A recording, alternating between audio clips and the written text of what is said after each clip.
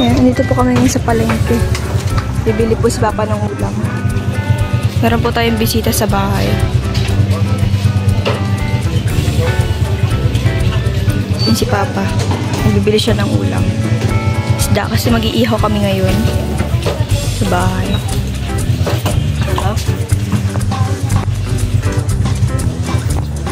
Dito po kami sa Talisay. Dito po ang palengke. Ay, actually, doon po talaga yun, oh.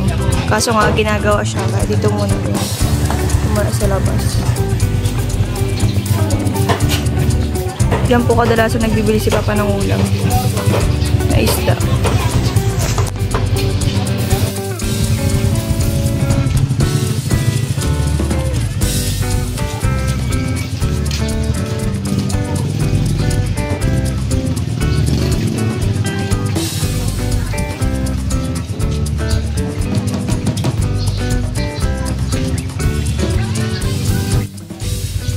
Sinamahan ko si Papa bumili ng ulam. Nakamotor lang po kami.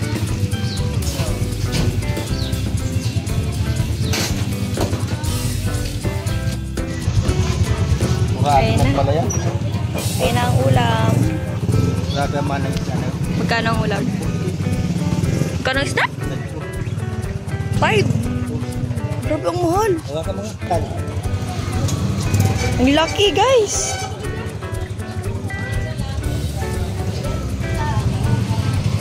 Bibit-bitin natin siya. Kasi hindi kaya ng plastic. Covered natin, guys. Ito na yung isda na binili ni Papa. Super lucky niya. Si Papa bibili naman siya ng ulam ulit.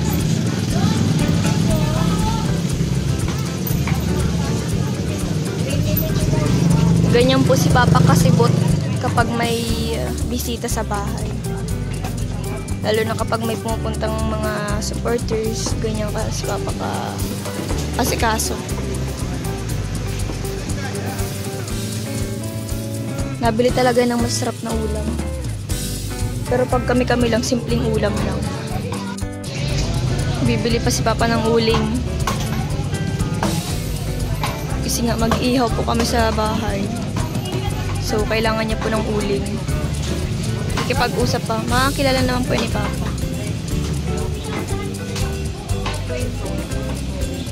Sinabit ko na lang. Ang bigat pala niyan. Doon po si Papa, nagbibili pa siya. Dito lang ako naka-steady. Kasi nga, bantay. Tagal ni Papa. Kaya nagpakuha ng uling. Ha? Ay, di ka nagbili? Kain. Kaya mo na? Hot. Kina. Wala ka na bagang ano? Uling na. Ayun o, si Kuya pagkaon nandun na.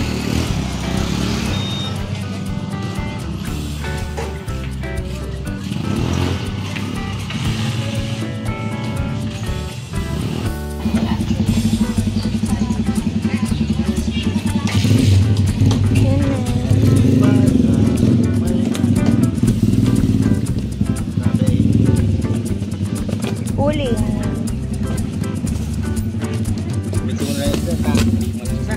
Jadong. Ang bigat pala niyan. Ang bigat-bigat ng isda. Ayan, uwi na po kami. Ang minute. Uwi na.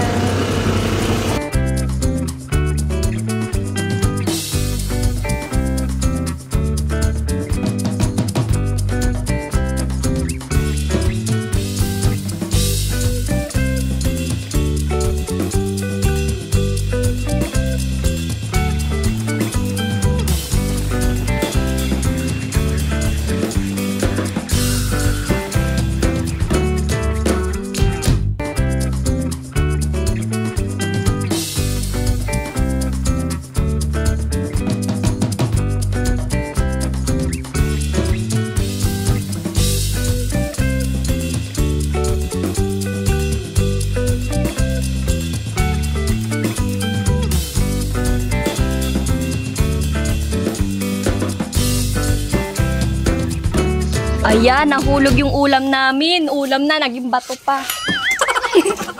Ayan o, ulam. Ayan, nasa bahay na po kami ni Papa. Magluluto po. Mag-iihaw, yes. Kasi anong oras na rin, so mag-aasikaso na tayo.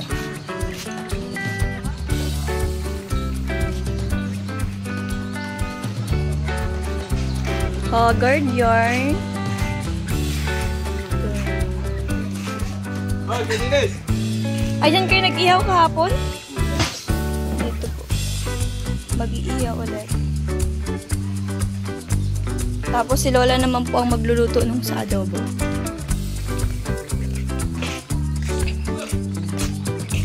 Ayan, si Lola magluluto. Lola, anong lulutuin mo? Adobo. Maluto si Lola ng adobo. Adobong manok. Charis, adobong tuyo. Oh, saan kayo nakakita ng adobong tuyo? Oh, unique yon. Dito yun sa Pilipinas ko na tatagpuan. Tapos dito naman sa kabila. Sa kabila naman, nag-iihaw sila ng manok. Nag-iihaw po sila ng isda talaga. Si Kuya niya. Kita kami minit. Nag-iihaw sila rin ng isda.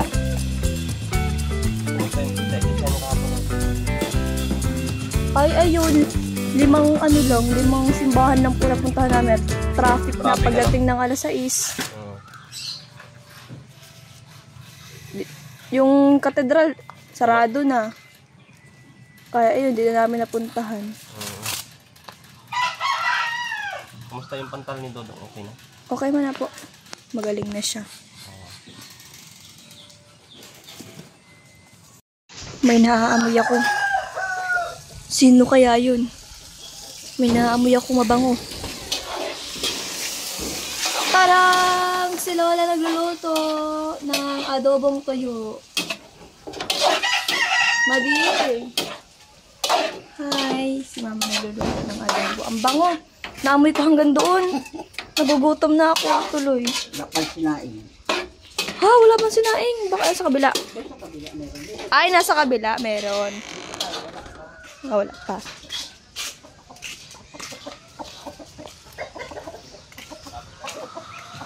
Naamoy ko na. Naamoy ko na. Amoy sinog ba? Tara, nag-iisa lang siya. So, aabutan natin si bunch ng tubig. Yan, mukha lang siyang Sprite pero tubig po ang laman yan.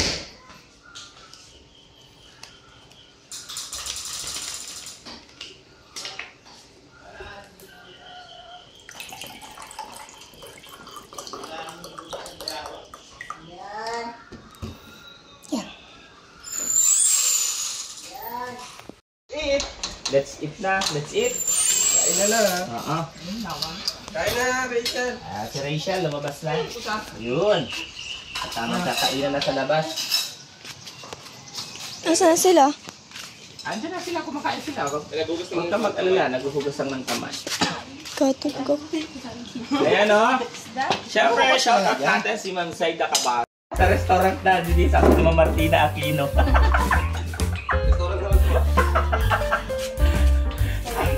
Wala naman pa akong sinabi. Ang sabi ko, sa kakain kami sa labas. Isda. Yung ano? Inihaw. Ano ulam nyo? Isang malaking isdang tulingan, tsaka adobo. Kain po! Kain po. Yan si Ma'am Batch 23. Ayan. Kain po tayo sa bahay ni Langga. Ayan o. Si Sharalee. Kain tayo. Shout out Daddy D. Bakit nga ba?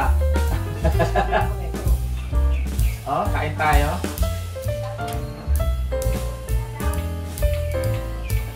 Ganyan din kami kapag nagbabakasyon, lagi kumakain sa labas. Di ba?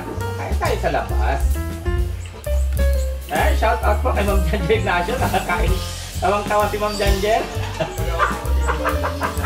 Ma'am Janger, ba't tawang-tawa ka dyan? Ay, syempre nagpakulay si Tita Heidi. Thank you, Daddy D and Morales family. Love, Trusa Family. Ayan, mahal na mahal din po namin ang Trusa Family. Ayan, shout out sa'yo, Tita Heidi. Ayan, maya-maya ipapadala na natin yung para kay Ma'am Cheryl na ano. Sabi ni Ma'am Cheryl, Tita Heidi, bakit daw, papadala ako? Eh, sabi ko, ma'am, pangako po yan sa'yo nung pumunta kami dyan. Kaya so, totohanin natin. Pampihira ka dati. Kala ko dati sa labas pala ng bahay, pampihira ka dati. Oo nga, wala naman ako sinabing restaurant. Ang sinabi ko, sa labas. Kahapon may outing. Prank hamoy siya. Wala na naman din kami kahapon. Di ba outing ang tawag doon sa labas eh. Na-prank mo kami Daddy D. Akala ko din sa restaurant kayo kakain po sa week. Dami na prank. Shout out kay Mama Remedios Marquez, kay Ma'am Ana Mane. Ayan. Suot ni Nanay Maring. Ay, shout out kay Nanay Maring. Kalak suot. Ang daming na prank. Oo. Araw-araw tayo may prank. Ha? Hindi na kayo nasanay kay Daddy. Oo nga, hindi na kayo nasanay. Ayan, kakain mo. Susubo lang ako. Ang sexy mo daw nini kumain.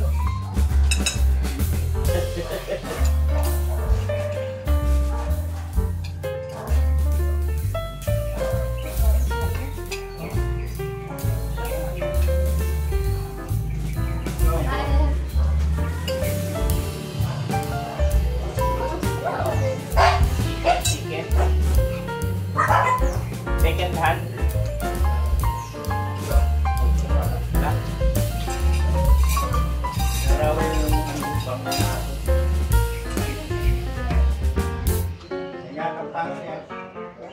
Pang